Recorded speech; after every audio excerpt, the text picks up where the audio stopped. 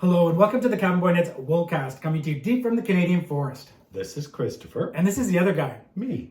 We just came back from a fantastic vacation in the UK. We went to Bristol and the historic town of Bath.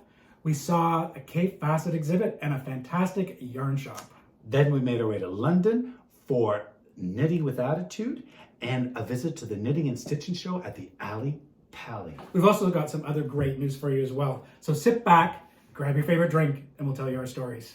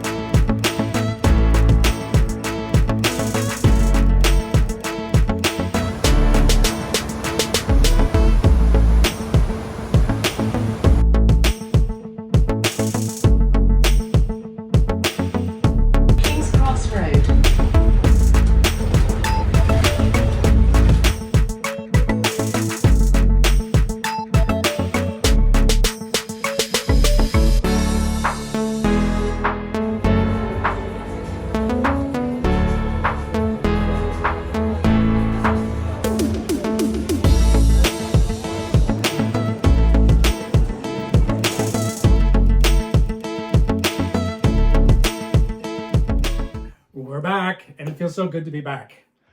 We were away for, that's the longest time we've ever been away. So being back is really an understatement of being happy being back in the woods. Yeah, and I thought it was interesting reading some of the comments when we were away. One of my favorite comments was, some of you were very concerned about the dog and wondered who was looking after the dog. Well, as I tell people, it's like, oh no, we left a bunch of food out for him, a pea mat. He's good. He's good to go. Well, it just shows you that we've got so many people that care about Zen and are animal lovers. Yeah, people were just lined up to babysit him. So before, well, that'd be dog sitting. Before but he's the baby. If you say that, he's going to come up here. Okay, so before we get into our vacation, we have some big news. A lot of stuff was happening in the background when we were away. Yes. We knew that things were coming up, but we had planned this trip, so we were going regardless. Yes. So the first one was on September 18th, the knitting cruise. Have we talked about the knitting cruise on our episode at all? We are co-hosting a knitting cruise in 2025. Oh, that little one. Yes, and that goes from Amsterdam all the way to Basel, Switzerland. We are on a cruise with the Grocery Girls and Patty Lyons. And there's also going to be a surprise guest appearance, so stay tuned. Oh yeah, I don't even think you're allowed to talk about that. But we're on a cruise and we're going to be on the Rhine. We're going to be there. So it's already sold out. So don't get your hopes up. You'll have to see the after. Well, that's what happened. Video. So it launched on September 18th, and the website, or the tickets went on sale for September 18th. That's what I'm trying to spit out. And the system crashed because I think 7,000 people were trying to get tickets. And then... Who knew? Who knew? And then it sold out a couple days later. So yes. So we're more than beyond excited. This is happening for a while, but it's going to be on our schedule and it's something fantastic to look forward to. It's going to be amazing. We are so excited. And I was watching the Grocery Girls episode. Oh, those girls. Oh my goodness. And I can't wait because I want to cozy up and spoon with my favorite. I have a favorite. I love them both. But I think Jody and I are kindred spirits. But what I found fascinating, the bed better be pretty big. It's going to have to be pretty big. Oh, it doesn't matter. We'll make it fit. But I think Jody specifically said she was spooning you. Oh, is that just a coincidence that I said it? So It's anyway, gonna be fun because those girls like to. Well, you watch them; they giggle, they have a good time, and they're like that. I mean, they're them. That I love They're people. fantastic. Everyone, you know, Yeah. they're themselves. We're ourselves, and we just hit it off and good laughs all around every time we meet up. And this could you? I can't even imagine. We're gonna be like maybe stuck with us. Spit it I out, don't know. Jamie, spit it out. Them stuck with they Jamie in small doses, but I don't know. I don't know if they know what they're in for if I'm there for a week. It's going to be great. I don't know if they'll let me drink coffee during the cruise. Yeah. Is that your second cup today or is that your first cup? Oh my gosh. Okay. So that's going to be fantastic. And we're going to meet Patty Lyons this weekend at Rhinebeck. So that'll be wonderful as well. Right. That's coming up in a few Yeah. days. And then the other big news was last year, over a year ago now, just over a year ago, we were interviewed by Fruity Knitting at the PEI Festival. And they put together a Canadian episode with Kirk Dunn. Yes. And ourselves, an interview with us. And they aired that just a couple weeks ago. So Yes. I'll put a link to that as well. Madeline did an amazing job. And I think we spoke about this a year ago, but Yes. she did an incredible job of interviewing. So much so that I was tongue-tied when she opened her mouth and started asking us questions because she did her research. And also her stunning beauty. And Andrea's excellent at what she does because she's a phenomenal she's the editor as well. director and editor, and she Yeah. puts all the work in behind the scenes, which she mentions, and we know how much work goes into their very professional episodes as opposed to ours. And more importantly, not just that we had an interview with them, we got to really spend some time with them because, of course, the non-festival in the PEI, Charlotte, the non-festival that we were at, canceled due to a little bit of wind. So hunkered down in the hotel room, we got to spend some special time with Fruity Knitting, with Andrea and Madeline, and that was beyond wonderful. Wonderfully sweet ladies, and that was great as well, with other special people there like the saltwater mitten ladies, which is like I call them because they have their books. Well, they call us the boys, so exactly. So that was a very special time, but it seems already that was so long ago. So it was so wonderful to watch the episode, and of course Kirk Dunn. I mean, gosh, the guy's a master crafter with his show, The Knitting Pilgrim. He's traveled. He's just come back on doing a tour in Germany. He's back at the East Coast twice. He's been to the East Coast. He's there. I think he's still there now. I can't keep up. No, he's not. He's already back from the East Coast twice, and he's somewhere else. But fantastic episode to pay attention to, and you must see the Fruity Knitting episode with the Canadians. Yes. And just one thing about Kirk Dunn, additional thing. We interviewed him. So if you're a new viewer and just started watching, we interviewed Kirk Dunn during COVID. So take a look at that, and I'll put a link as well. We don't use the C word anymore. Oh. Just saying. Just saying. Okay, so let's talk about our surroundings. Our surroundings. We have We're at the cabin. Marigolds on the table, and they're ready to be harvested and dried so that we dye our yarn with marigolds. Fantastic. Yeah, We've got gardens. a lot of them. The gardens exploded with them. They're just like And then what did we see this morning? Well, this morning You spotted it. Put a little post out there because something caught my eye out the window, and of course, the deers don't seem to be coming around as often because the peach tree didn't bloom this year because of the problem we had last spring, and so it didn't bloom. But these little apples, there's a whole bush of them, and they're an Asian, I forget the name of them. They're an Asian Japanese flowering quince. They're actually quince. Oh, the quince. Yes. We're not talking about the quince. We're not going there. And so, but the thing with this, the deer won't. They're a thorn bush. It's very thorny, so they're not sticking their faces in them. Some are on the ground. So there was one deer, and there were a couple of the apples on the ground. So he was out there, which reminds me, I think I might just harvest them myself, and I might make something out of this because they are edible. They're just very hard. Yeah, you have to cook them though to get. Well, I think I could do a jelly. You can definitely do jelly out of them. That's. Jamie's not been in the kitchen for a long Jamie's time. jelly. I'm looking forward to Jamie's jelly. That'll be great. Okay, so our trip. So exciting. Had a wonderful time. Beyond wonderful. Beyond wonderful. Let's start at the beginning. Where do we go first? The airport. The airport. You get to the airport, and you have that feeling that you're probably over weight-wise, overpacked. Oh, And we were both guilty of that. slightly over. Slightly over, so we had to go buy another.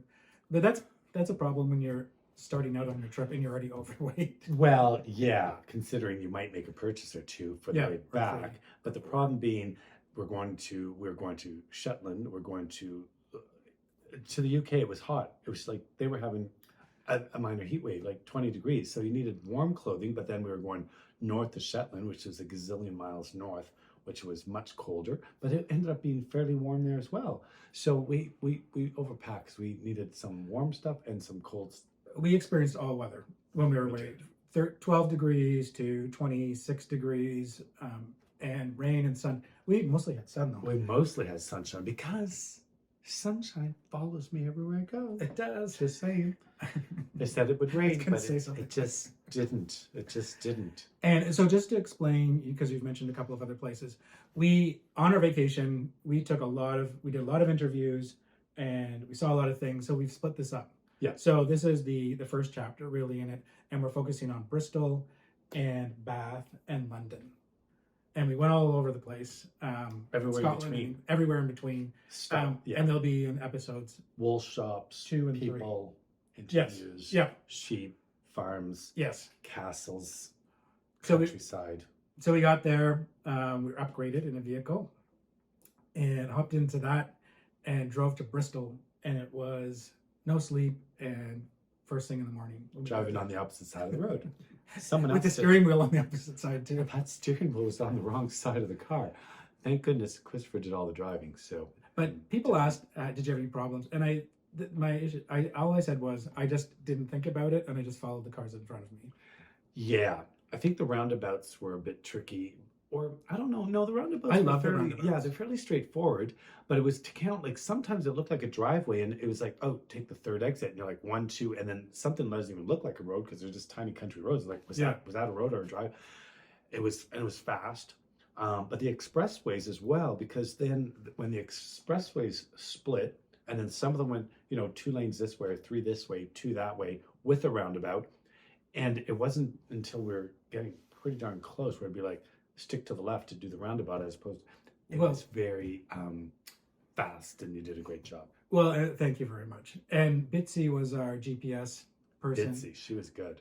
Short for Elizabeth, and she had a little bit of a speech impediment. Oh, she So did. we couldn't tell if it was Her first or third. Like she would say the THs, she said them like Fs. Yeah, And then the so that was a Vs, little there something difficult. with the Vs that were just off, and we're like, the third? What do you mean the third? I don't know. She had a speech impediment. Sometimes we missed a word or two. So that could have been either the first, third, or fourth. Yeah, and I was really. I couldn't believe how on time it was. Yeah. Because here with the Google, when we put it on Google, it's not as good as what it was there.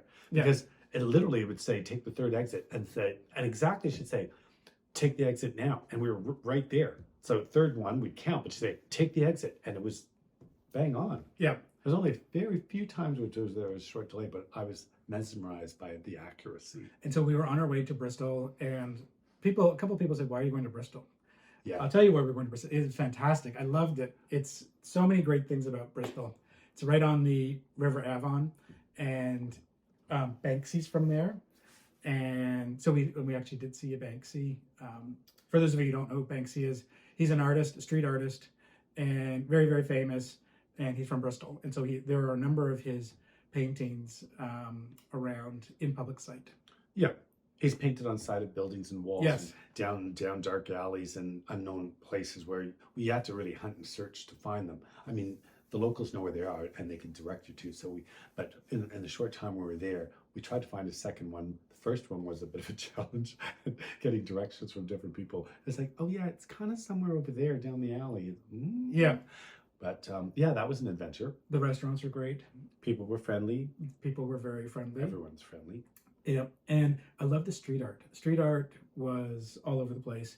We went to a great gallery, an artist who molds breasts Yes. all over the wall. And Was it a fundraiser?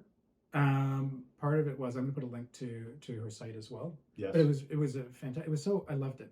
And Bluebell Bijou showed up at night at a karaoke bar. She do a little. She did a little number. You weren't there, but she did I missed it. she did a number at karaoke, and she had a lot of fans. I was on vacation. And she had a lot of young fans too. Oh my goodness. She had quite the following when she left, so it was fun.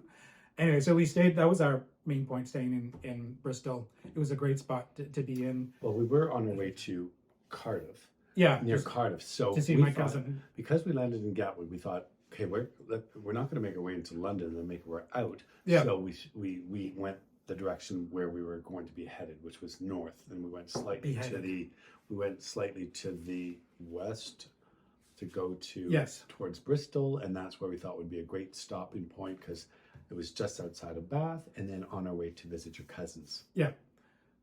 So why don't we take a look at Bristol and some of the road trip.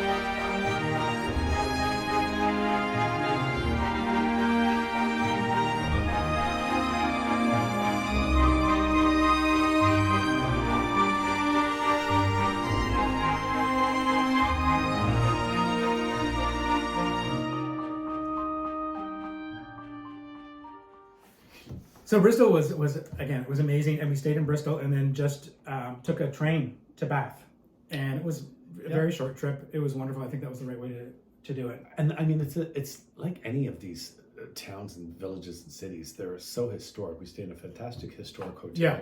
Yeah. Great little inn, and just walking around, same thing. There were those pavilions we went to. The market area was fantastic, and these historic buildings. All of it was overall great. Yeah, fantastic. And then we were off to Bath.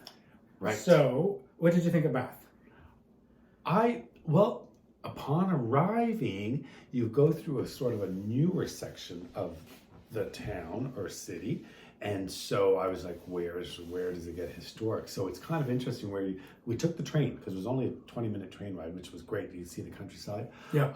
And then when you come out, you walk through this newer portion of the city, which is a little touristy. And then you get, boom, right in the center of it all.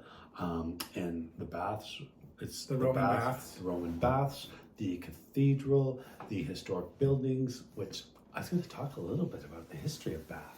You are? So Jamie, why don't you tell us a little bit about Bath? Well, a brief history, I can tell you that the Romans were established there in the 1st century AD, and between the 1st and the 5th, there were a lot of construction with the local limestone. And it's one of these British cities that's most distinguished because of the limestone and the historical buildings. A lot of the Roman baths, they were in medieval times, and between the 1st century and up until the medieval times, the Roman baths were still used by the royals. But then they were quite in disrepair, falling apart, basically, poor condition. And it wasn't until 1700s when portions of the Roman baths were rediscovered, and they decided to a lot of reconstruction, not so much as reconstruction as preservation of the Roman baths. And by this time, 1755, it was already a spa town. It was already known as a spa town and a resort place to go to. So it was in its prime during this time. And this is where a lot of these historic buildings made of limestone were constructed in the 1700s. And they were constructed with the local limestone, as I mentioned.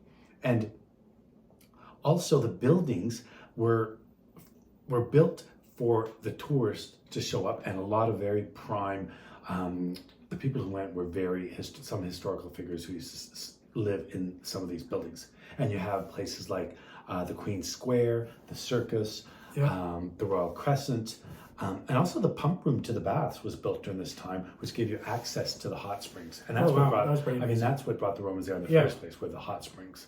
And they developed the baths from that time forward. And it was called Aqua Sulis, after the goddess Sulis Minerva. And it was still known as Sulis. Aqua, we know as water. And yeah, from those historic times to today, it became a UNESCO World Heritage Town in 1987. There's only one small part of the complex, which were the specific rooms, these meeting rooms that were destroyed during World War II. Accidentally, let's just say, but they were since reconstructed. But since then, all of these buildings are completely World Heritage, top-notch heritage sites. Yeah, it was beautiful to walk through the town, and absolutely, it just had such a lovely feel to it. It was really, really nice. Well, if you think about it, it was incorporated in like 1189. It was incorporated, and some of these buildings. I mean, there were abbeys there. There was one of the abbeys. I mean, it was built in the 900s, and then churches from the 1000s, 1200s, 1400s. So many historic buildings. Yeah, and while we were there, we happened upon a wool shop, as one does. Now, for this one, 2023, I did not set and I didn't mention. Oh, and as you mentioned, the thing is too, in medieval times, not only when all of that reconstruction of the royals was, in medieval times, it became the economy was the wool trade in the town of Bath and the surrounding areas. So, funny they should still have a wool shop there. Oh my gosh! And I forgot to talk about the wool impact in Bristol as well. Oh, absolutely! Because Bristol, it was huge in Bristol, and the fullers were there, and as a very important part of the wool process. Do you know what the fullers do? No.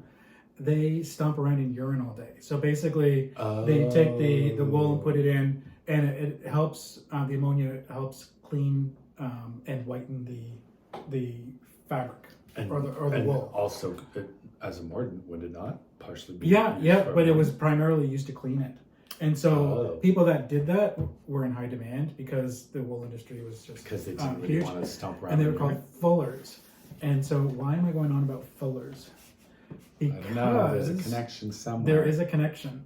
My last name, Walker, came from walking on the wool. So basically, we were fullers. Oh, right. So that explains a lot.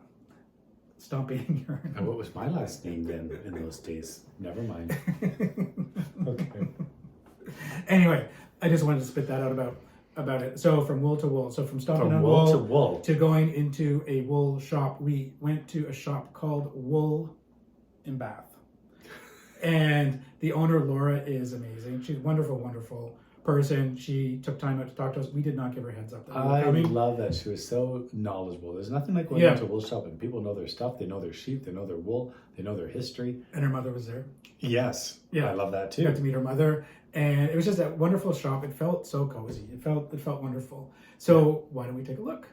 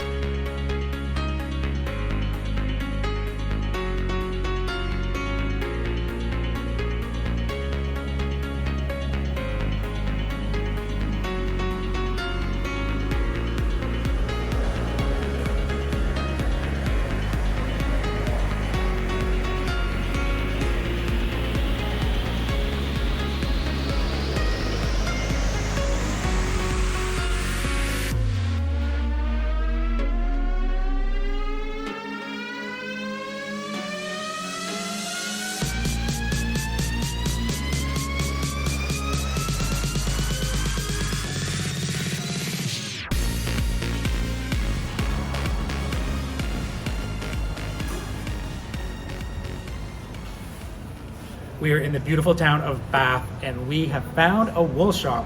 So let's go in and take a look. The shop is called Wool.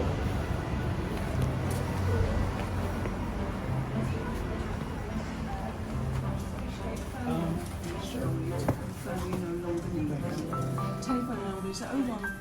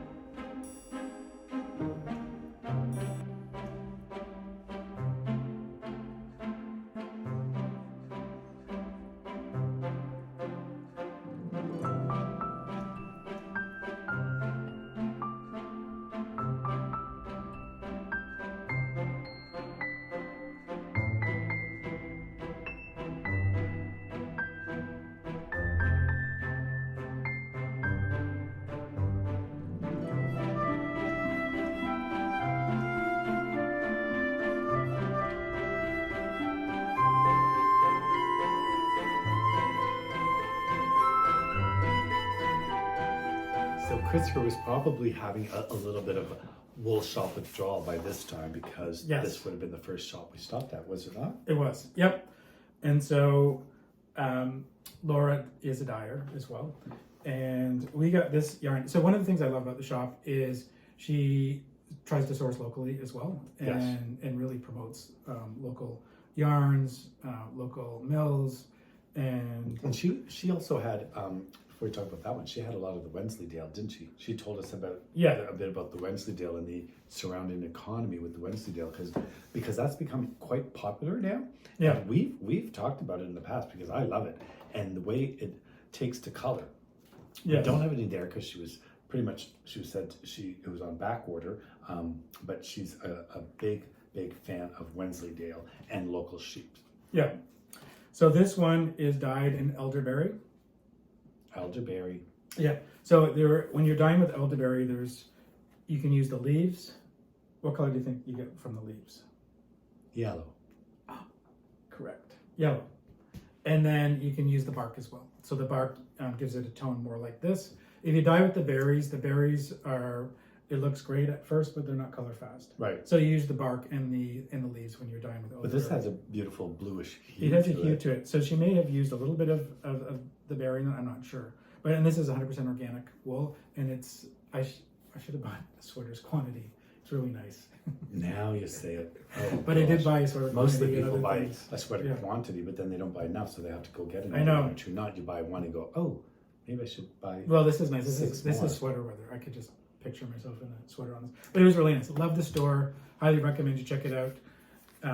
Yeah, this is quite soft. And the thing is, when we mentioned local wool, a lot of it though, you have to think in terms of small batch, and your local farm may not have a whole lot of sheep, so you're really getting small batches of fleece. Yeah. So when that happens, when it goes to the mill, a lot of them may be a blend, and so that's my thoughts on this wool, because if it's just saying 100% local wool, it's local wool, it's quite soft, but it's probably a blend of a few local sheep. I don't know what's going on with my drink. I'm tasting it like it tastes like what we just talked about. It doesn't. It's usually good. I'm not sure if it went bad. It's from balsam tree. Is it the balsam? It's balsam syrup, which is usually really good. I don't know if this went rancid or No, it's not. Maybe it's what we just any talked syrup. about. That's what it Oh tastes like. my What we goodness. just talked about. I'm not going to taste it. But it smells like But a you tree. smelled it. He's drinking a tree. I'm allergic to a number of trees. Anyway, I am allergic to a number back of to trees. the but I'm story. not drinking that. It was great. So if you're in Bath, check out Wool.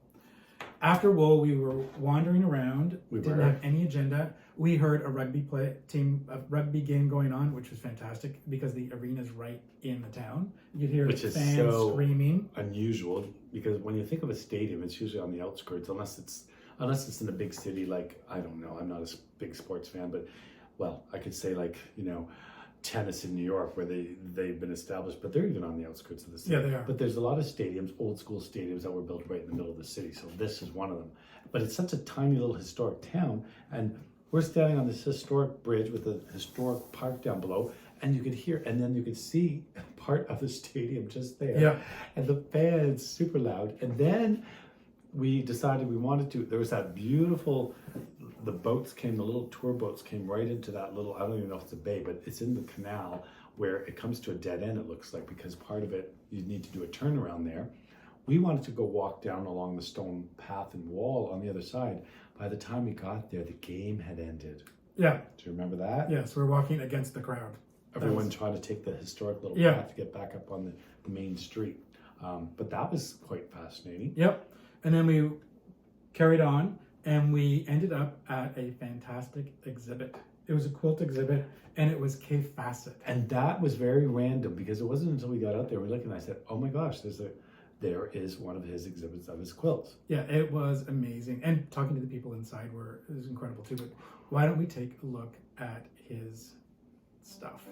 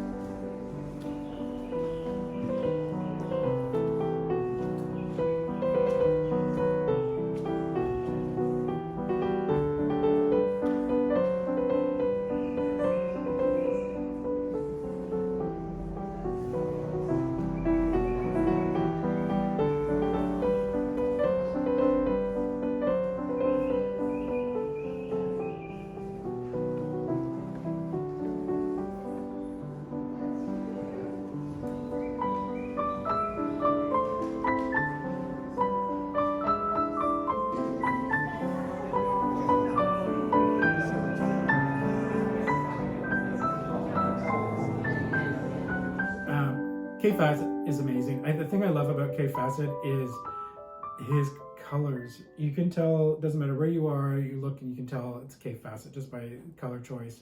It's and his connection to somebody we were talking about earlier in the show, Kirk Dunn. Yes. Who went over there to study with him. That's right. Yeah. Oh, yeah, that's right. So there's a connection there. Yeah. And it's like you say, the way the work is so intricate and his mix of colors are fascinating. And a couple of them where the person at the exhibit was showing us where you're not supposed to touch it, but she let us see the other side, and some of them had a beautiful background as well on the opposite backside of these amazing works of art. And everybody that's there, I mean, they're there because either they're fiber artists themselves or they just love art in general. But we talked to a few people, and they all, of course, knew who he was. That's why they're there. Incredible. But what an incredible place, and a historic, wool environment where textile, cloth, and wool were the main economy, for hundreds of years. I know. It gives you goosebumps. It was great. And then after that, we were ready to go home. We were pretty tired, but we had time to kill before we got onto our train. So we were walking through town, and we happened upon a tea shop. So we went into the tea shop, and it is the House Emporium, the Tea House Emporium. That's right. Was it just along, I could picture the entrance along one of the little alleys. Yeah. And then we just happened upon it. And I mean, you like your Matcha tea. So I I like- thought, we went to a couple of shops that didn't have it. And you thought, I mean, there was wall to ceiling, floor to ceiling, wall to wall tea and other things. Yeah. And so it was the other things that caught, I think you pointed it out to me. The tea I did, cozies. because I started taking a picture and then I met my girlfriend. She's right here. I thought she was my girlfriend. Ooh. Look at that. Okay. And you're going to spin her And around. then, close Close- your eyes. This is PG-14. Oh. And what's the story behind this tea cozy? The owner, I'm assuming he's the owner of the tea House Emporium. His mother knits tea cozies and he has them all over the place and in the store. And so I love this one because she's a naked gardener. And so he told us the story about it. And his mother knit this after a famous couple in England, Ian and Barbara Pollard. And they became famous because a couple of people did stories on them, but they were known as the Naked Gardeners. And so I think this is Barbara. I'm pretty sure this is Barbara. So Right.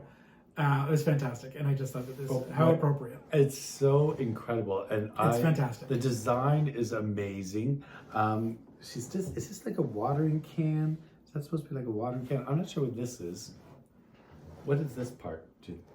They should have said the clippers, the hedge clippers. Oh, okay. Yes. Okay, and then this is like, yeah. She's trimming her bush. She's trimming her bush, but and the locks of hair, her hairdo, it's fantastic. Oh, I didn't even notice the water container. That's what I was telling you. I know, but And then just got a little, woo. She shimmies. Woo. So bad. But we loved it. And he was great. He was telling us a whole history and chatting. And he said his mother would be so pleased and thrilled to know that her tea cozy was going back to Canada. And Yes. we're going to let him know that it's she's a right great here with place. us. Yeah. Yeah. It's fantastic. Yeah. That was Bath. And Bath was wonderful. I really enjoyed it. It was. Yeah. It was incredible. You knit it down by the baths.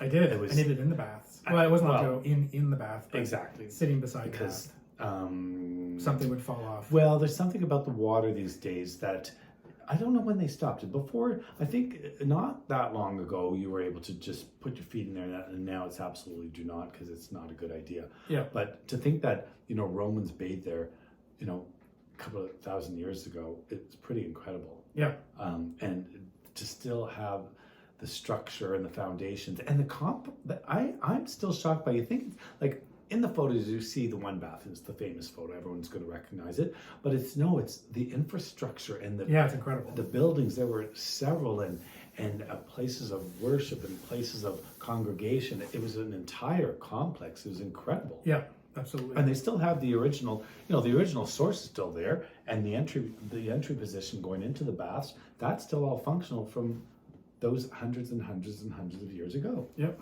It's incredible. So that was Bath. And then we were on to London. London. I had been there once before, just as a pit stop. I did a tiny little tour near the Tower of London. I ice skated at the Tower of London, Wow. but it was too late in the day to go into the Tower of London. So basically, I didn't see any of London. Canadian until- escapades that's fantastic.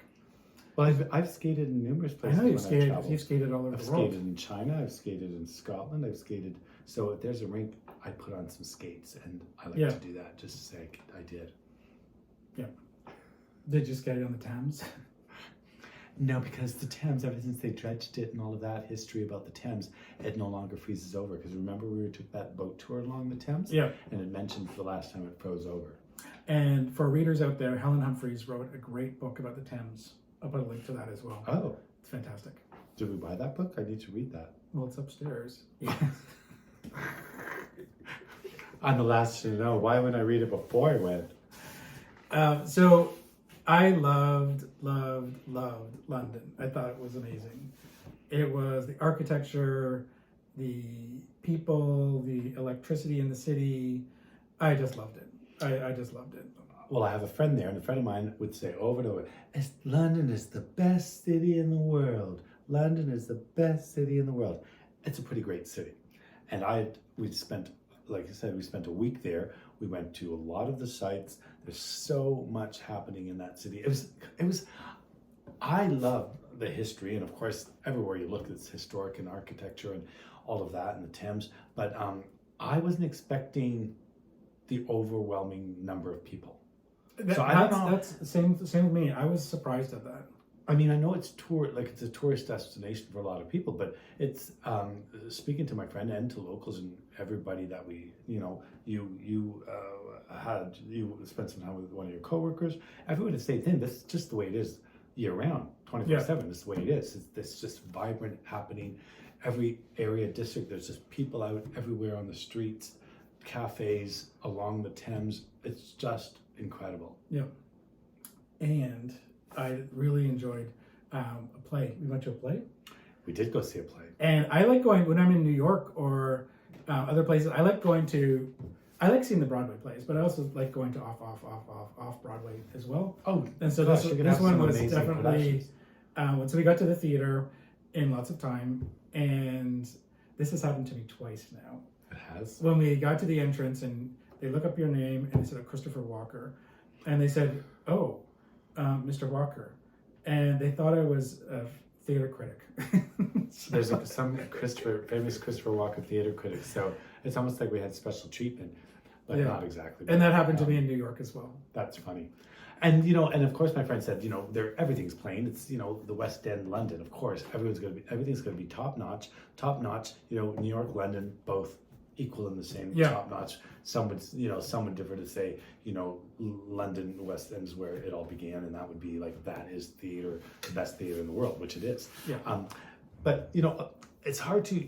I thought, because we had seen the Tina production in New York City, which was incredible. So I thought, well, don't need to see that, although it would have been just good. But I'm curious to see that. Then you'd have to compare who's playing Tina to the other one, and then there was like Mamma Mia, which I've seen a couple of times.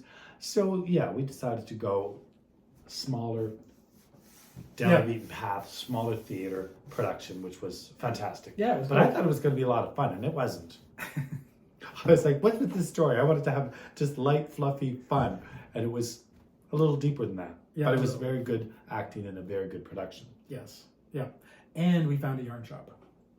There happened to be a yarn shop in London. Can you believe it? There are all kinds of yarn shops in London. And so I researched a lot of them, and I found one that was an absolute must-see on our list, and that is Knit with Attitude. So let's take a look.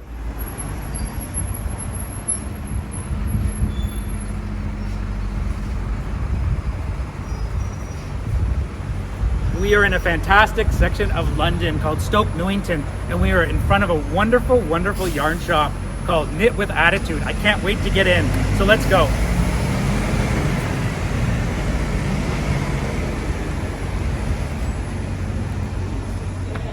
Hello. Hi. How are you? Hi, we're fine. I'm Christopher. Hi, Christopher. I'm Maya. Maya, nice to Hi. meet you. Hi, I'm George. George, nice to Hi, meet you nice as to well. meet you.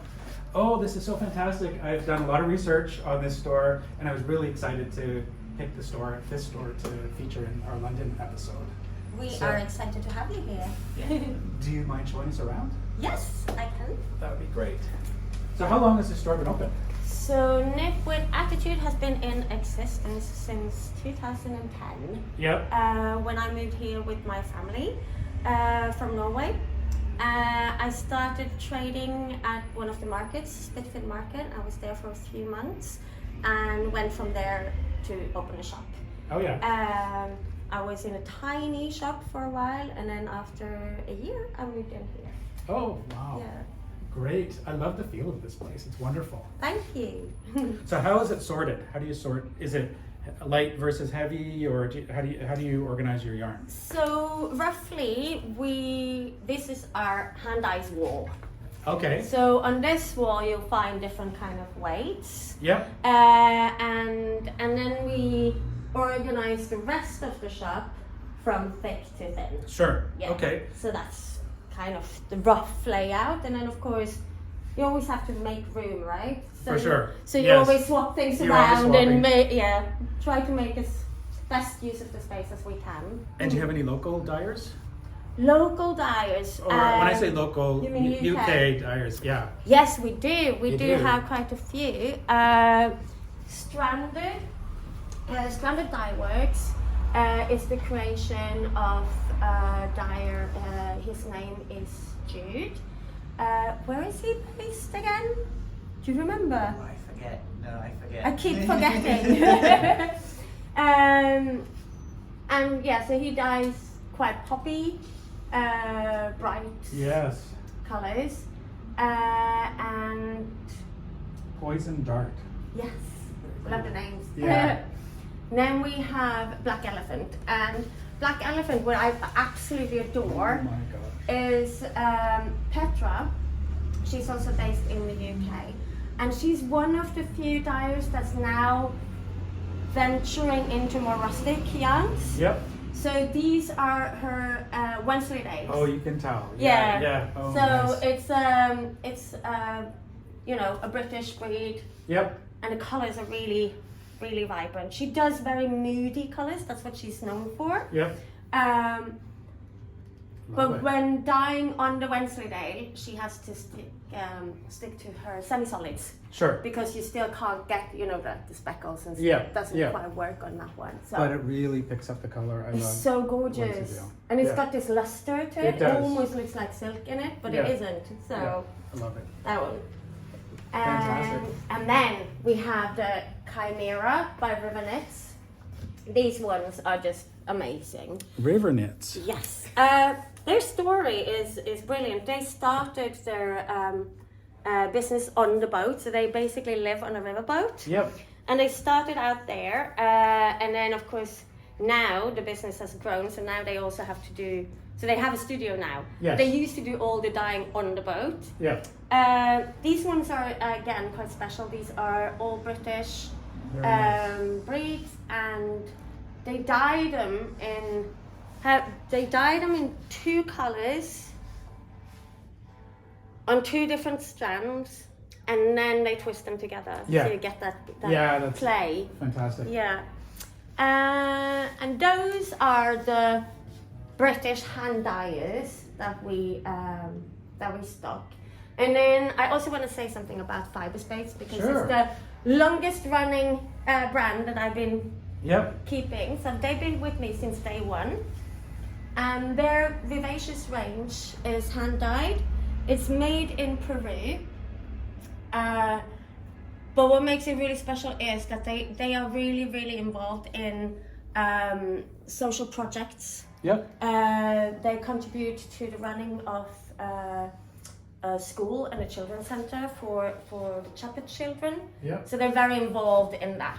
And yeah. That's wonderful. How do you select the yarn for the store? What does that process look like? Like what made you pick some of the yarns that you have? So it's a process that's changed tremendously. When I started out, I wanted to prove, because my background is within filmmaking and activism. Oh. So I've been very engaged in kind of like subcultures and political issues and stuff like that. Yes. So when I opened the shop, I wanted to prove that it was possible to run a sustainable shop based on ethically produced goods, based on eco-friendly, Yep. you know, these kind of values. So everything I have in my shop do good in Yep. some way or Yep. another. And it used to be really, really, really difficult to, trace every part of the production. So I used to spend so much time, contacting producers, asking them about where's the origin of the fiber, Yeah. what about workers' rights, and I have to say that a lot of those big names that are now promoting themselves as being, sustainable and eco-friendly, they would often come back to me and say, it's industry secret. We're not going to tell you. Yeah, I'm not surprised. Yeah, back in the day. Now Yeah. it's much easier, and I think that's the major difference. Sure. Yeah. Because now most producers now brag about their sustainability, Yep. where that didn't used to be the case.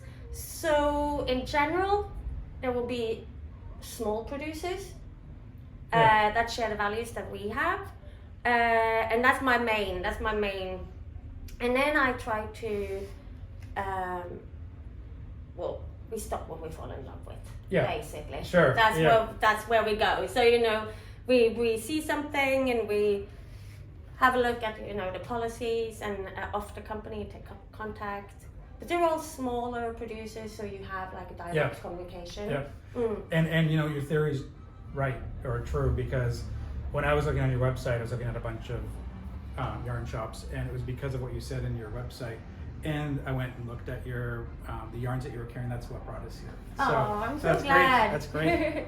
So what else do we have in the store? We have we've done the hand-dyes. Yeah. So I'm Norwegian. I cannot have a wool shop without good Scandinavian wool or Nordic wool. So we have Icelandic selection here. Oh, lovely. These are really interesting. These are all Helena Magnusson Yes. wool. They come in a lace, a thicker lace, and then a DK.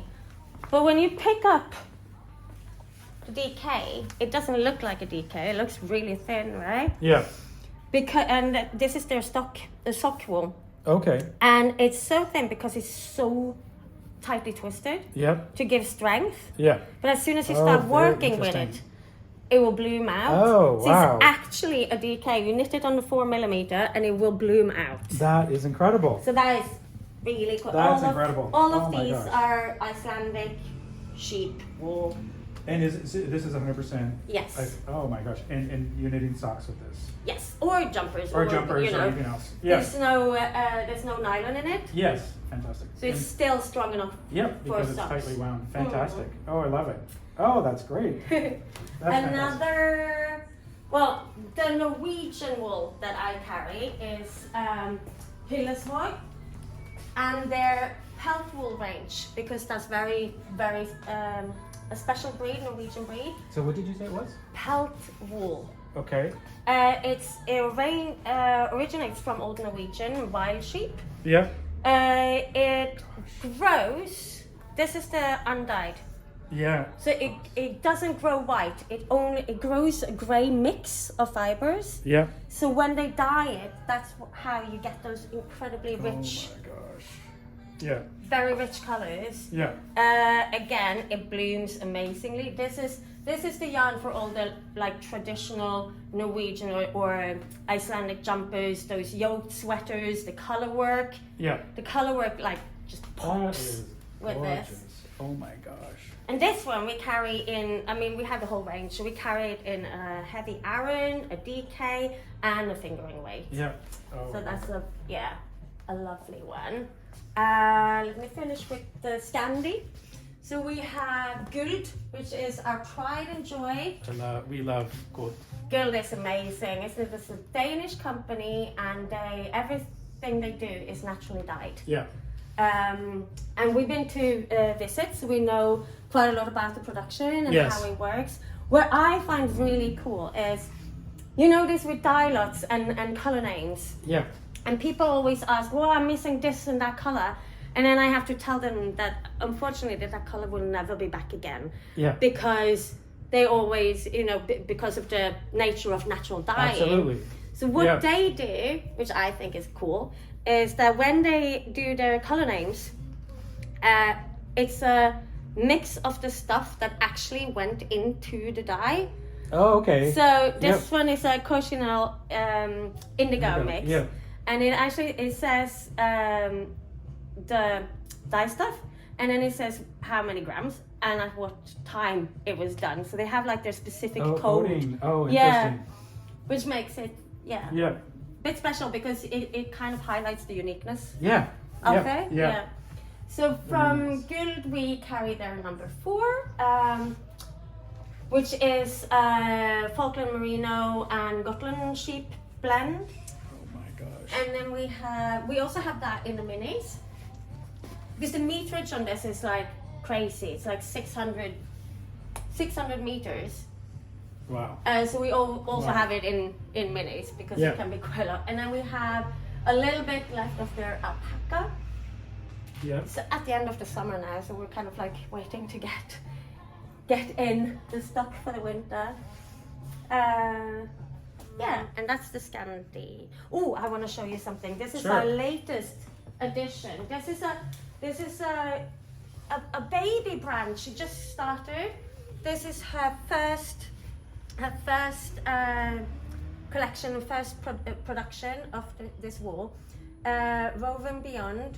She's Italian, based in London, and she's made this range which has a 4-ply, it has a worsted, and it has like a heavy Aran boucle. Yes. yarn. Oh my god. Wow. These are all made in. Oh, I'm gonna ask you.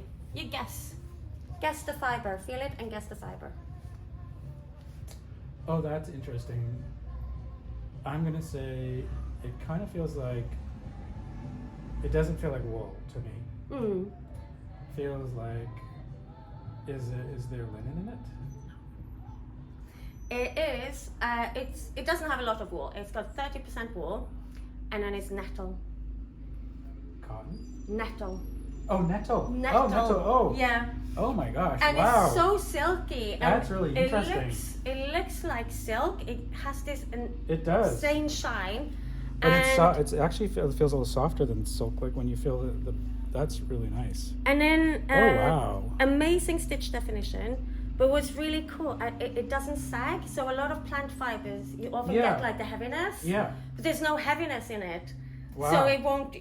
You know, you knit a jumper, it's not going to end up on your knees. I have to take a look at this one. Yes, because that one is even more special. Because this one, boucle, which has right now it's revival, right? It's become very popular. Oh yes. Yeah. But traditionally, to create the boucle yarn, you need nylon or a man-made fiber for the strength and to Yeah. keep the crimp. Until these guys developed these yarns, because what holds these fibers is lotus. So it's merino, nettle, and lotus. Oh my god. That I've never heard of that. That's great in yarn. That's amazing. Yeah, I know. So when admittedly, I've never heard about lotus either until she came and presented this. Wow. And I was like, so this is like a match made in heaven. She kind of incorporates everything that Knit Without Jute So stands for. interesting. Oh Yeah. my gosh. That's great. So yeah, so those are some of the usual suspects in terms of like sustainable production. We have a bit of Noro, we have the Fiberco, we have quite a lot of with. I love everything that Fiberco does because Daphne, who runs it, she's an expert in putting fibers together. Yep. So she always comes up with really interesting, good fiber combinations. Cumbria, I think, is the most popular one, Yeah. which is a merino, brown masham, and mohair, and then you just get this lushness. Yeah. That's really nice. Yeah. Very nice. And so what's going on over here? Oh, these babies. Oh my god. They are. I mean, look at the size of these. Yes. And you know what? First of all, they got a price point that's like insane because they're really, really cheap. Yeah. Second of all, you can make a jumper out of two. Oh my So, gosh. so you can actually get a Wow. full jumper for less than 30 quid, which That's is amazing. amazing. This is called furigan, which means, in English, it means pre-wool. Mm-hmm. So it's basically wool that has been gathered but not spun. Yeah. And traditionally, people used to buy this and then do their hand spinning. Yep. But now, more and more people have discovered the joy of knitting directly with it. You need to be quite delicate because Yes. it falls easily apart. Yeah. But the end result is really, really strong. Gorgeous. And because of the airiness of the fiber, again, you get a very lightweight fabric. Yeah. So you got like a proper woolly jumper, but with no heaviness. Yeah. It's beautiful. That's nice. And so what is the wool? That's a pure Norwegian sheep. Lamb's Okay. wool. Yeah. Okay. I love that. I just I shouldn't say finished. I haven't finished it yet. I've been knitting a sweater, like using very similar.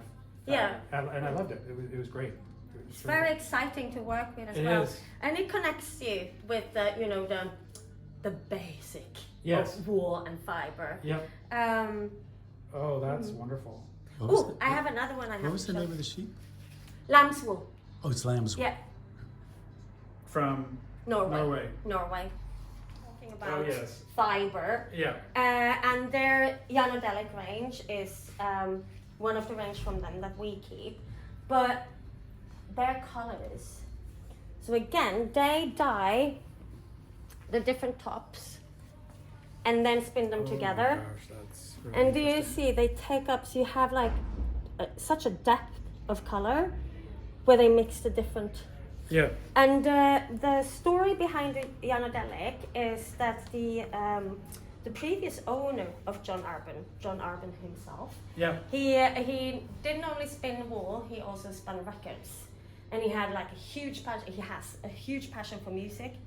So what they did was they gathered everyone in the mill, and they had a party, and they listened to their favorite songs, and then everyone wrote down what colors the songs yielded. Oh wow. And that's What a how, great idea. yeah, and that's how they came up with this whole range, and all of them have names from songs. Pink Moon, Oh nice. Black Gold of the Sun. Oh, wow. So and they also do actually. If you go on Spotify and have a look, there's a playlist. Oh, So that's you can wonderful. find the Yanodelic playlist, which is That is Yeah. very, very cool. a great I love story, that. right? It is a great story. We have Fiber Hustle.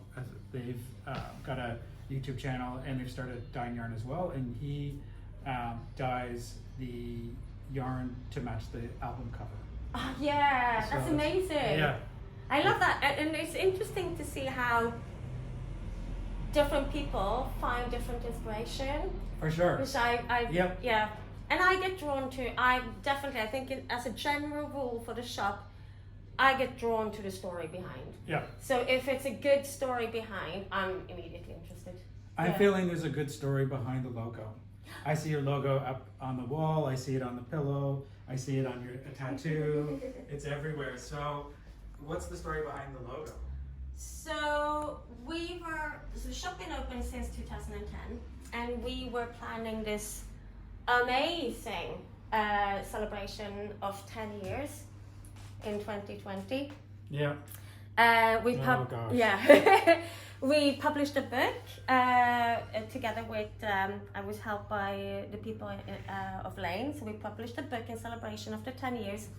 And when that book, we were gonna have parties, and we were gonna have visitors, and it was all these things that were gonna happen, Yeah. which didn't. Yeah. So we tried to come up with like festive things that we could do. Sure. And one of the things we came up with was that everyone that ordered the book would get a temporary tattoo. And so I contacted one of my dearest friends, Alex Bird. She's a designer, as you probably know. Yes. She's also an illustrator. Oh, okay. And I asked her if she could. So my idea was I want to have a strong, rosy-ish woman, but with wool. Yeah. And then she came back with this design. Fantastic. And we had it. So it's grown on me because that was since 2020, right? And then we used to share these premises. We used to be two shops. Okay. And after COVID, the other shop that I work with, she decided to move out of London and move her business. And I had to choose whether to continue or whether to redefine everything or even to close. Sure. Yeah. When we decided to take the leap, I found it was about time to have a new logo. Yeah. Because I've been having the same logo then for 10 years. Sure. And then I asked Alex if she would mind, because it really grew on me. Yeah.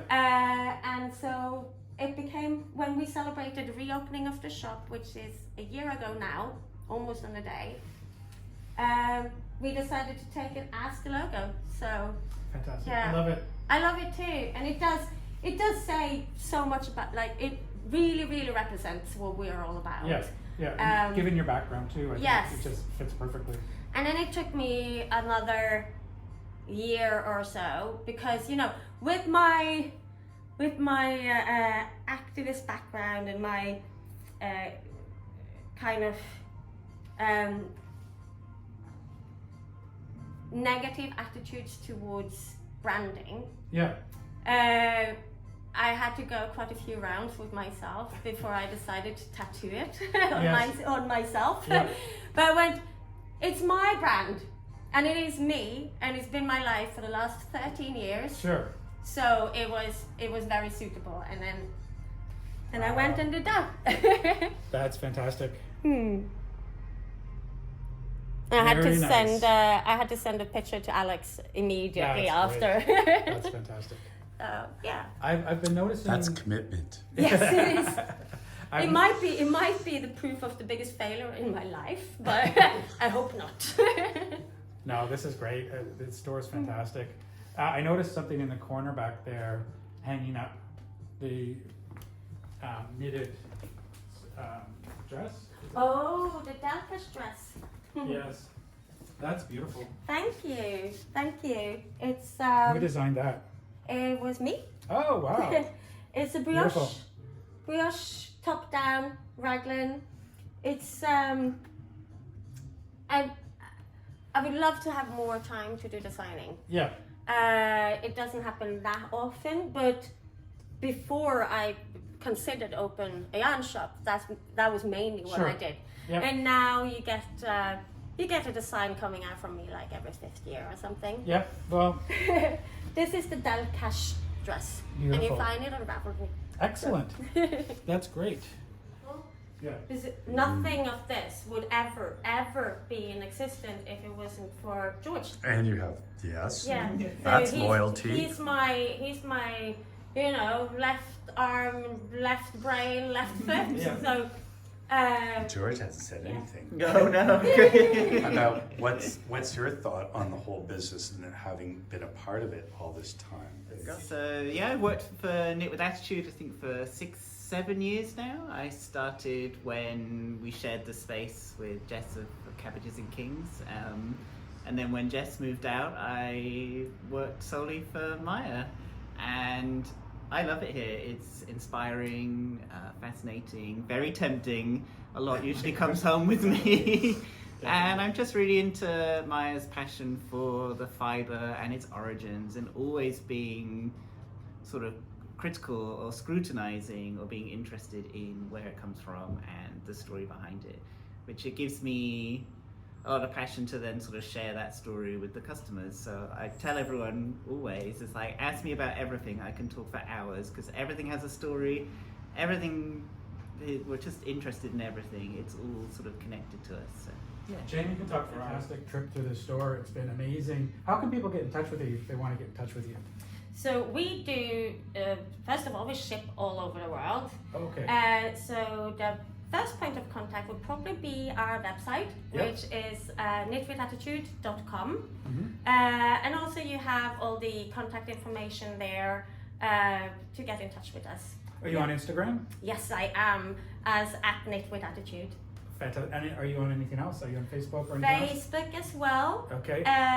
And I have to admit that's my limit. Sure. Yeah. Everyone tells you have to get into TikTok, you have to go into Snapchat, you have to be on Pinterest, and I just There's only so many hours a day. exactly. What, That's you have, the you have a yes. newsletter, and so can people sign up to your newsletter on Yes. your website? Yes. And then if they want to come to the bricks and mortar shop, you can do a better job than I can of describing where you are. So where can they find you? So we're in Stoke Newington in East London, and we're on 127 Stoke Newington High Street, so we're quite easy to find. Fantastic. Great. Well, thank you so much. I've really, really enjoyed this. Thank you so Great. much for coming. And thank you, Jamie, for filming. And George, thank you as well. Thank you. What a fantastic yarn shop. I'm so glad we went to visit Maya and George. What an amazing yarn shop. It had such a great feel to it. I just love her whole story. Her story is what I actually, at one point you can see when someone's so passionate about what they do, and also, the history of the shop, because at one point, like a lot of shops these days, especially with, these past few years, it's always a challenge to choose what do I do. It's like sink or swim. Do I push forward and try to really make a go of it on her own? And that's what she did. And her passion and everything, when she started getting into describing some of the wools and the yarns, you could feel the passion. And it's very emotional to see someone who's decided to do something. You may struggle. It's like anything in life. There is going to be ups and downs. You're going to struggle, but you just have an intuition that this is what you love and this is what you're going to do. And you just go on the fly and think, I'm going to make this work. I'm going to try to make this work and hope for the best. And thank goodness she did, because it's successful. She's been very successful, and she's so happy. And to carry forth what she loves to do it was just a joy for us to be there. Absolutely. Yeah, definitely. And did you buy anything? Yeah, well, you bought something as well. Look at you. I did. You've bought a couple of skeins of yarn now in a row when we've gone to yarn shops. I have. Do you want to talk about... Are you going to talk about all of them, or... Well, Do you I'm know- going to talk about these. Okay, then I'll talk about this one. Okay. So this is Helen Magnusson, and it's her Icelandic yarn, and it's 4-ply, and it's spun in Italy with love. And so it is deemed to be sock yarn. So there is no acrylic in it. It's just because of the way it's 4-ply spun. It's durable for socks. I cannot wait to dye this yarn and knit a pair of socks with it. I'm really excited. It's a DK sport weight. And you could feel the softness, but there's structure to it. And you could tell this is going to just soak up the color nicely. I could tell just by the feel of it. We've talked about Icelandic in the past, so. This is 100% Icelandic lamb's wool grown in Iceland and spun in Italy with love. I love this, and I cannot wait to dye with this. Really, really excited. And what else do we have? We have these. Now this is the one I was drawn to because of the pink, and you have this gray and little blends of different shades of gray coming through, and here is the natural, and there's one that's been dyed. So this is a Norwegian wool, and it's spun at a mill that has been in operation and still in operation since 1898. Several generations of the same family still own it, and some of the equipment is over 100 years old and still in use. It's a Norwegian pelso wool, which it's a descendant from an ancient breed that nomadic Norsemen brought with them in the area hundreds of years ago. They traveled throughout Northern Europe. Some of the other breeds that are descendants are like Shetland and the Icelandic, as you mentioned, and some Scottish breeds are descendant from partial breed of this sheep in particular. And it's a cross between a Gotland and an old Norwegian sheep. And it's also known as the Norwegian fur sheep. Sure. So I'm not quite sure why it's called fur wool.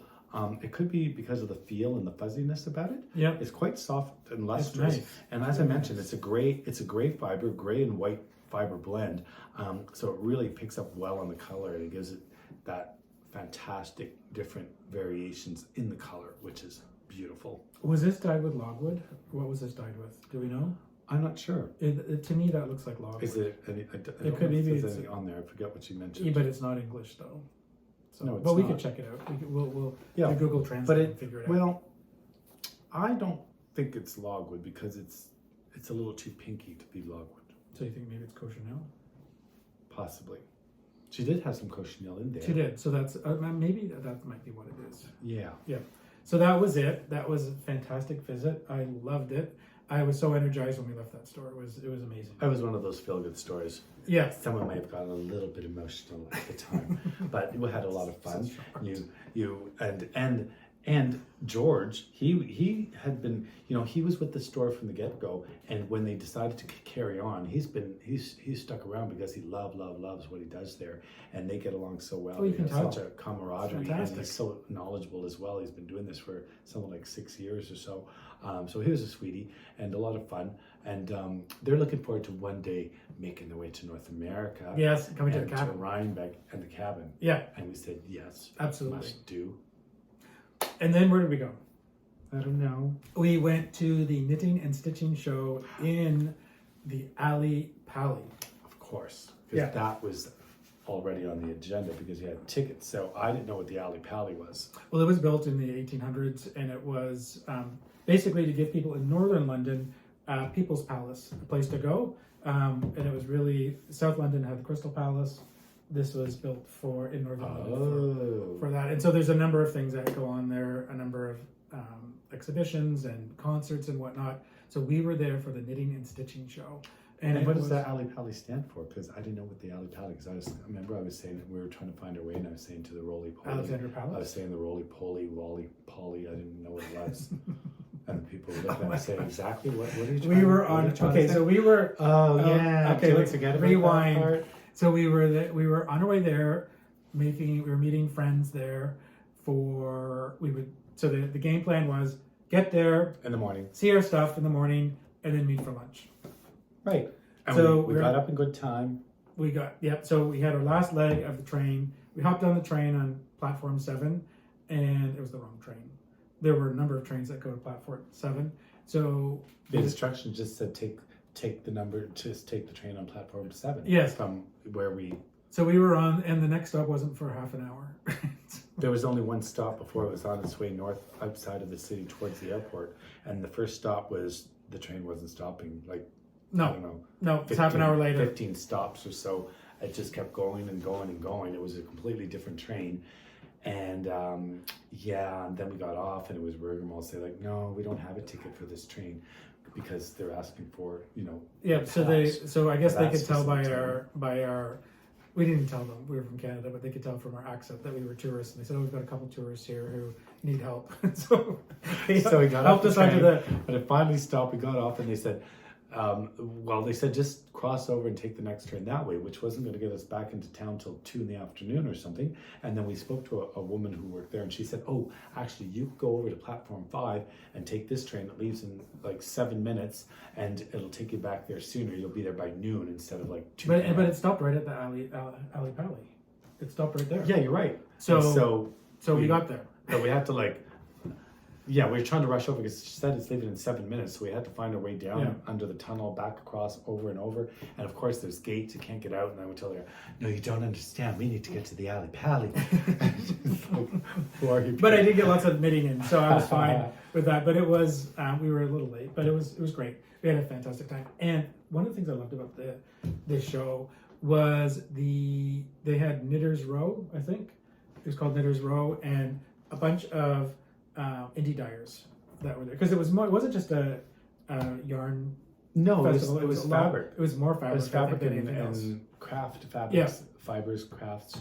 So there was a lot to see. There was a whole sewing section, and if you wanted some very unique fabrics, there was some fantastic fabrics. There was also the competition with those quilts at the beginning. Oh my gosh, that was incredible. Which you'll see. Yeah.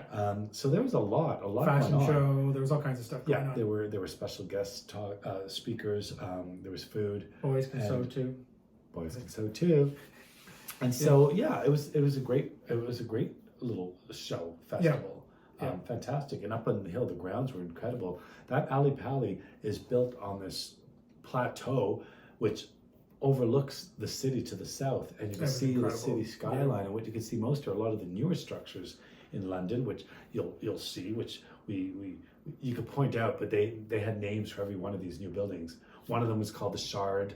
Well, that's the most famous one. The Shard is the tallest one. There's the Shard, the Scalpel, the Walkie-Talkie. Yeah. What was the other one? There was another one, but there's a name for all of them, which is Wasn't there like a interesting cheese because grater of the or shape. something like that? Yeah, there's the cheese grater. Yes, that's right, cheese grater. And what's interesting is some of the structures, their shape, you think it's just because they want to be, you know, funky and fun and different. And you know, like the cheese grater, it's long and narrow this way, and it's angled like this. And then the walkie-talkie is angled like this, and it goes narrow and then wider. But it has to do with St. Paul's Cathedral, and from another cathedral across, St. Paul's was always the monumental tallest building to be seen from all around the city because of its history and its uniqueness and its grandness. And so where the buildings are built from that other area on the hill or somewhat, you're supposed to be able to see St. Paul's Cathedral. And that's why when we went down the River Thames, and when the buildings angled like this, because then you could see through in between them, and that's something to do with how they were built and the look of these buildings, which I thought was fascinating for, you know, non-historical buildings, new builds. Yeah. So why don't we take a look at the show? Let's. Hello, so who do we have here? I'm Lauren from Mally Makes. Awesome, and what is Molly Makes? What does Molly make? Mally makes crochet toys and kits and patterns. And so we've made and designed all the toys here. So I use the amigurumi method and made different toys, mainly animals. How long have you been crocheting? About 3 years. I started in lockdown. So Oh, wow. Not very long. It became a bit of a lockdown hobby. It's me and my nan. She's a knitter and she wanted to learn to crochet as well, but she was finding it a bit difficult, so I said I'll do it with you. So we started doing it together, and then lockdown hit, so I was using it as a bit of a hobby during that. Then it just kind of spiraled from there, and I started designing my own stuff. And It's fantastic. It's great. How's the show going so far? It's been really well. It's my first big show ever, so Oh, it's the congratulations. first time we've come here and done this. It's been really nice to meet everyone and like talk to customers and hear about different stories and things. So yeah, it's going really well. Really enjoying it. Fantastic. Well, best of luck. Thank you very much. Thanks, Mally. Enjoy the show. Oh, what a great booth. This is amazing. So, who are you? I'm Neta Vavro from Crochet Arcade and Dreamy Wool. Where are you located? We are in Southport, Okay. in the UK. Fantastic. So can you tell me a little bit about this? I've never seen this before. Yes, I came up with the idea in 2018, and the sheep one was the first blanket in a series. Oh my gosh. It's got Adorable. little bubbles. Yes. Yeah. And then the cow was next. The cow went viral many times, so you may have seen it online, Yes. and everyone seems to love it. Yes. So once the patterns were popular, everyone was asking for more animals. You know, I still got a long list of animals to make. Yes. This is what I've done so far. But then I decided I don't have a proper yarn in enough colors I wanted. Sure. So I decided to create my own yarn, and that's how Dreamy Wool came about. So we found a factory in Turkey, and we produced Kudul soft chunky yarn.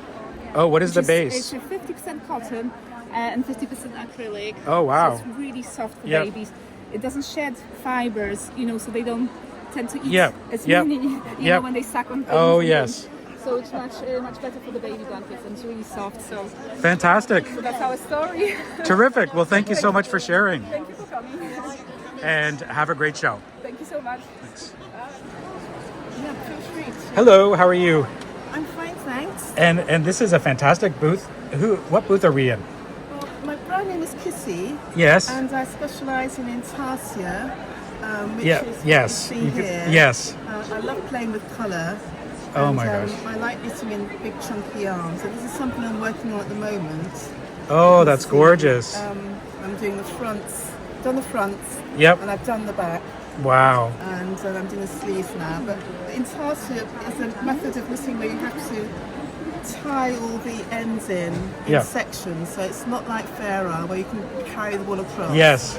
So it's a lot of knotting and then And a sizing lot- up at the end, so that when it's finished, all the ends are neatly tied in like that. Oh, you did a great job. So that's what the end product will look like. Fantastic. That's gorgeous. So how long has Kissi been around? Well, probably for about 10 years, but it's only in the last 5 years or so that I've really kind of like been attending craft fairs and exhibitions like this. Yeah, that's I started out this with myself, and friends and family said you ought to try selling some of your work, so that's what I've been trying to do. well, I think they gave you good advice because I haven't been to a booth where all of the sweaters that have been displayed are done in intarsia. Like it's gorgeous. It's really nice. You've done it terrific, and it's a lot of effort. It is. Yeah. Fantastic. Well, thank you so much. Well, thank you. And I wish you a very great show. Thank you very much.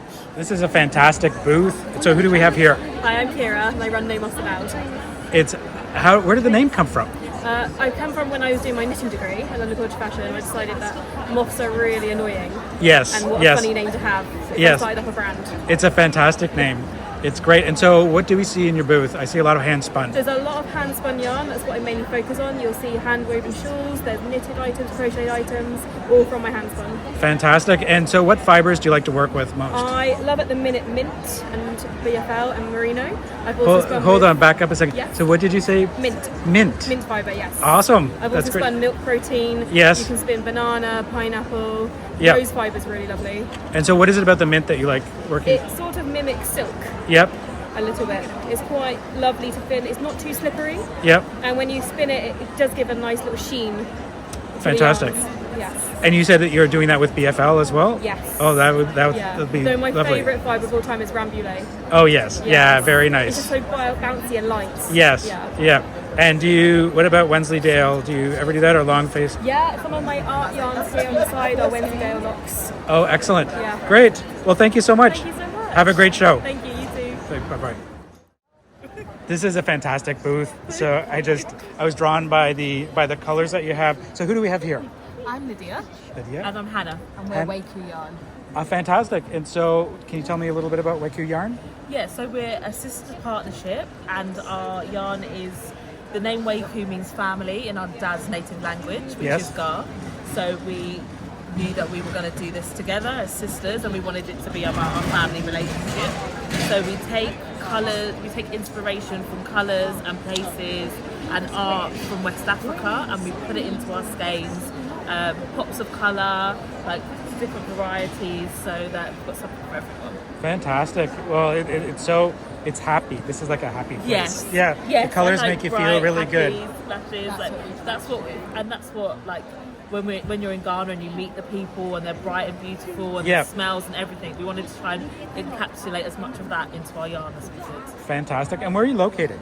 So we're based in East London. Oh, yes. Yeah, so we sell at shows and we sell online as well. Oh, fantastic. Instagram. So where can people reach you if they want to get a hold of you? Our Instagram, wakuyarns.com. No, Waku Yarn. Just Waku Yarn. WEKU Yarn. And you can find us there. Fantastic. Yeah. Well, thank you so much. Thank you. Oh, one more question. What are you knitting? Jumper. A jumper. Oh, very nice. I'm just counting my sleeve stitches because Yes. I think it'll be easier to do the sleeves in the round before I finish the body. Oh, for sure. So that's, my little cable knit jumper. And so what is the yarn that you're using? I am using our Merino DK in cinnamon. Perfect. And what weight is it? DK weight. Perfect. Thank you so much. Thank you. Take care and have a great show. Thank you very much. This is a wonderful booth. So who do I have here? Hi, I'm Dina from Dina's Home of Crafts. I'm just on the road there. Okay. Originally, I'm from Birmingham. Yes. And more originally, I'm Latvian. Awesome. Great. I'm Tina from Tine and Floyd. Floyd's my border collie. I'm living in London, Kensington, Kensington, and I'm originally was once West Berlin. I did 20 years of it. Yes. So, and I'm dual nationality, British and German. Oh, fantastic. So tell me a little bit about your booth. Okay. Well, I've got various things. I'm basically the European currently Spenolution leader for these wheels. They're also the chair. Yes. They are from the US. Oh my gosh. That's It's wow. height adjustable, it's absolutely ergonomic, and the nice thing is when you're crafting, you're always getting warm working with wool. Yeah. And you're keeping a cool bum. It's Yes. flattered, it's so good. Oh my gosh, it looks great. Yeah, it's, yes, it is. You have to think practically. Absolutely, Somehow. yes. I'm also with Floyd being my border collie. I'm starting with the sheep, so I'm doing some sheep herding sometimes. And so some of the natural colors, which is yarns which I've got, are from sheep which I've herded. So Which- I know them personally. What breed of sheep is it? The upper left one, they're in Scotland. They're from the Autonshire state, and they're Scottish Blackface and Cheviot. So there are two wow. of these. Yeah. This is literally a mixed batch. There's also some alpaca in, and the alpaca itself is from a fellow guild member in South London. Some of them is sort of from a farm in Norfolk, Mayfield's farm. The farmer who I used to work with there has lost her tenancy, so she is now up there. So these ships are not around anymore. But yeah. Very nice. So I'm doing all sorts of things. I'm dyeing as well. I'm getting yarn and dye. I do my own patterns. As in, so sell them as kits. I'm selling lots of fiber. I'm selling my hand spun. I'm selling the wheels. So it's literally Oh my everything. gosh, so one-stop shopping here. And I've got a lovely wood turner, an elderly gentleman from Hertfordshire who's doing all my various spindles and dizzes Oh, and great. jelligans, Scottish drop skin spindles. Oh, wow. Very It's- nice. Yeah, I seriously love them.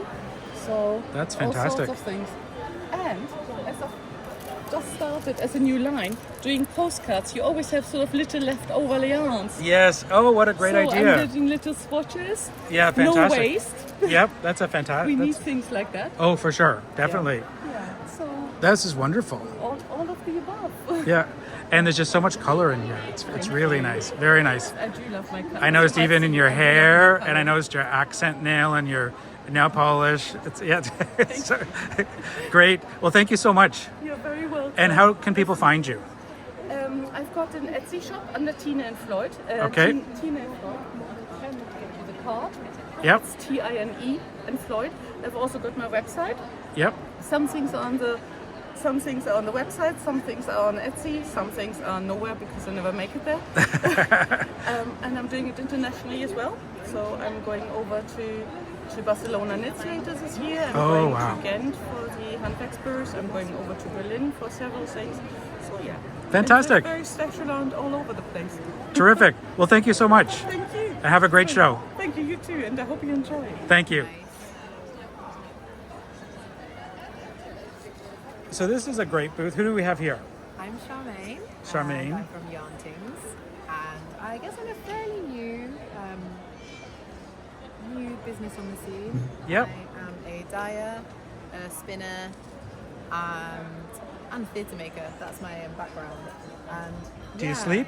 Huh? Do you sleep? No, because I'm a mum as well. Oh my gosh. So everything's a bit chaotic at the moment. Yep. But, Well, let's start off with what are you spinning right now? Because the colors are gorgeous. Well, I was inspired by Chiara. Yes. And Tina next door. Yep. And to bring my wheel in today, and actually it has been really nice because it means that when I'm sat down, it just gives me a little bit of like internal peace. Sure. Calm. Yep. I'm spinning some blue face Leicester and silk combed top that I dyed Gorgeous. a while back. Yep. And it's actually based, where's the rest of it? Here. And it's based on a photo of my mum and my stepdad asleep, sort of like on Boxing Day with all the Christmas lights. Yep. My mum's got these beautiful like dark teal walls, and then the Christmas tree lights were on. She's got a nice like little velvet armchair, and she's just asleep. And That's this amazing. photo, and so I dyed this colorway inspired by that. That is amazing. And it's just been sat for about not a year because it was last Christmas, so about 6-7 months. Yeah. So yeah, I just thought I'd spin it up today. Fantastic. And so what are some of the bases that you have in? Wow, I'm a bit, so although I'm broke, I'm also bougie. So I like fancy things and I like shiny things. So this is my favorite. It's my favorite to dye. It's camel down and silk. It's 50-50. Oh and it my knits up super gosh. soft. That is gorgeous. Super shiny. Excuse my like grubby fingers. I was dyeing and rinsing yarn late into the night. Oh, that's stunning. Yeah. So that's my favorite. But then Camel I also and have silk. Yeah. Oh camel my. down and silk. Yeah. Have a feel. Oh my gosh. That's incredible. Yeah. It's That's super nice. That's incredible. And just the way it absorbs colour is just gorgeous. And I love really intense, saturated colours. And then I do so silk blends are sort of my specialty. Yep. So I have, this is just yak and silk. And I do this in smaller skeins of 50 because it's pricey. Yeah. And it means that you can just add a little embellishment to the bottom of stuff. Yeah. And also I knit like lace and mesh stuff because I love this. Because for a small amount of yarn, you can still get a full Yes. garment, right? Yeah. So this was, I think, just under 400 meters. So I could use 1.5 Yep. of these little skeins. That's really nice. And What so is the pattern? This pattern was by James Watts. Okay, yeah, James yeah. and Watts. So Yeah, yeah. this was the boat neck back wing.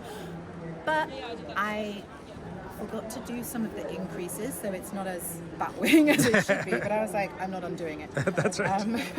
And yeah, this is also James and Watts as well. And so again, I used my most bougie yarn for this because I can. Yeah, that's nice. And again, this was like, oh my this gosh. was a full garment with just 100 grams. That's Yeah, and I'm this was like maybe the second or third size, and there's a lot of stretch to it as well. I love it. A lot of stretch to it. Yeah, and then I do pure silk singles. And again, because it's shiny and I like shiny stuff. Yep. So pure silk singles here. Beautiful. A lot. My camel down. Actually, two. So I got basically snapped up by two wonderful Americans. Individually came and went, yep.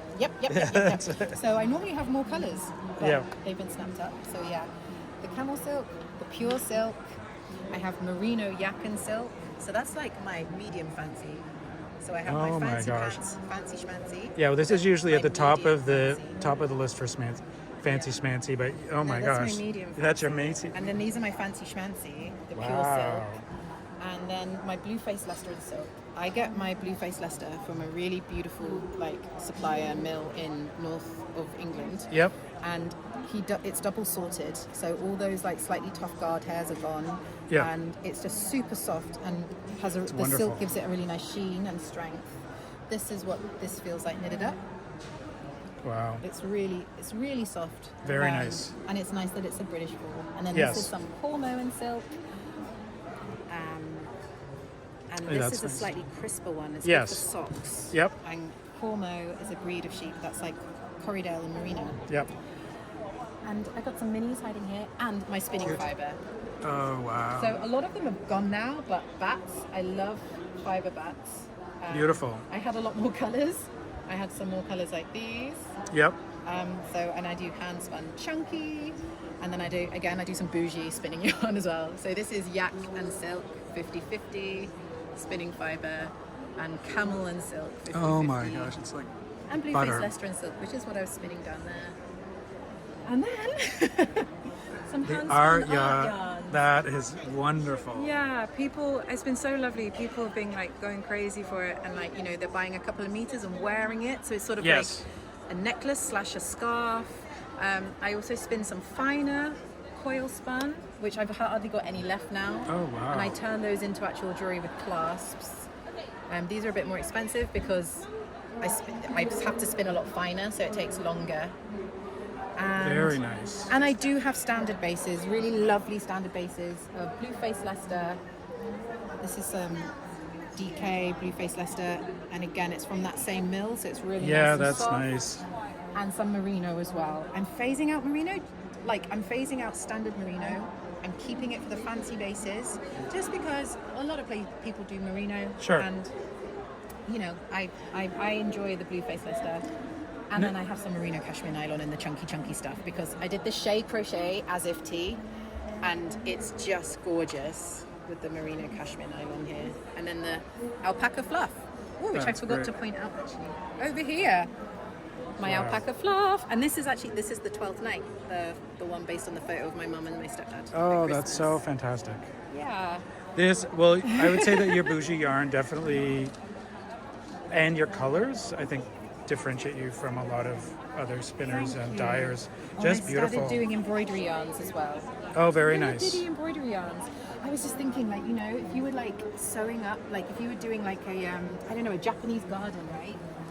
And then you got this. It's a bit like koi carve. Yeah, and that's you could, exactly what it looks like. And Very you could nice. just have a bit more fun. Yeah. Than having just the blocks of colour. Basically, two ladies saw me at a yarn show in Sheffield, and were like, "Do you do embroidery yarn?" I said, "No." They were like, "Because we love silk, but this is too much. We don't need that much. Do embroidery yarn. We are going to be at the Knitting and Stitching show." I was like, okay. So I did it. Fantastic. Yeah, it's gone down well. That's great. Well, thank you so much. No, thank you. If people want to get a hold of you, how do they get in touch? They can get in touch. YarnTings.com. Okay. And also on Instagram, I am Charmaine_YarnTings. Fantastic.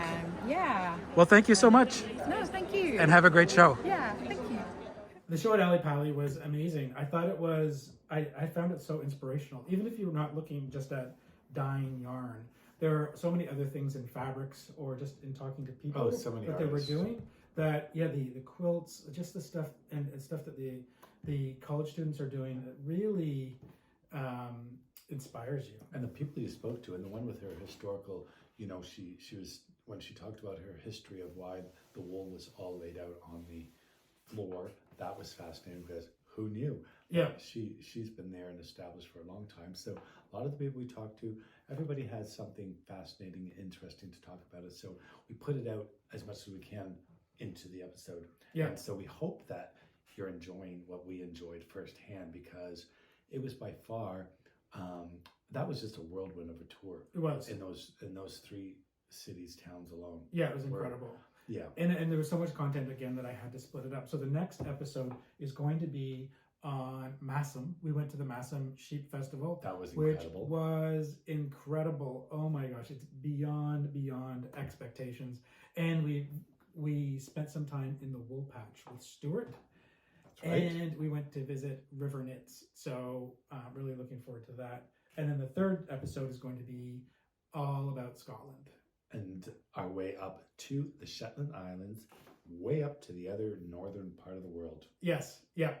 So, and you made it.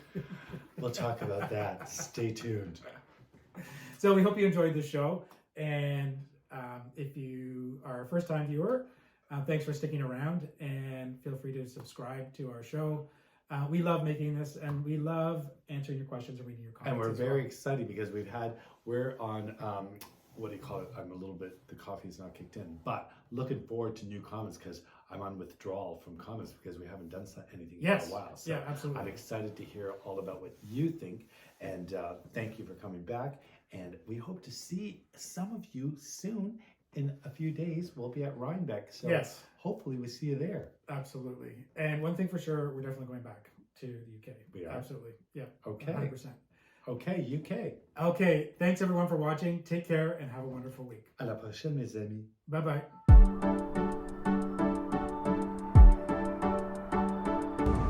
You can focus. Yeah. Like Andrea does.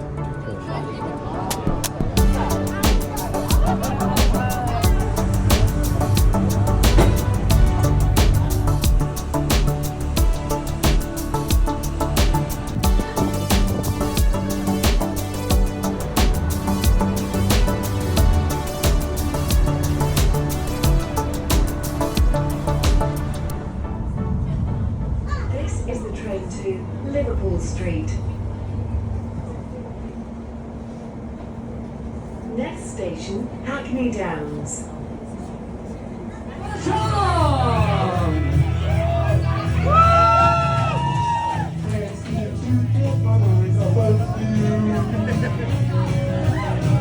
Back here at home.